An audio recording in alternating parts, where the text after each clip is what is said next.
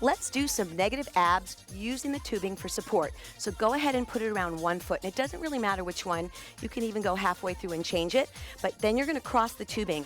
Go ahead and lay on your back. And I'm not going to put my head down. And then you're going to anchor the tubing to your belly. You can either start with one leg or two. You do not want to allow the back to come off the floor. So you want to keep that back compressed. Now, if you can't go all the way down, that's okay.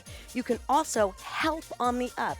So this is a great way to baby you through some of these exercises so that you can increase your strength much quicker.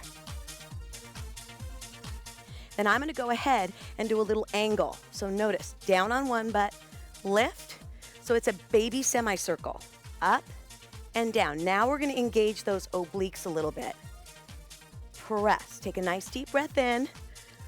Focus, and then I'm going to hold right dead center in the middle. Lock the tubing to your belly. Compress your rib cage. Hold it right there, and we are done. Abdominals with the help of tubing. Until next time.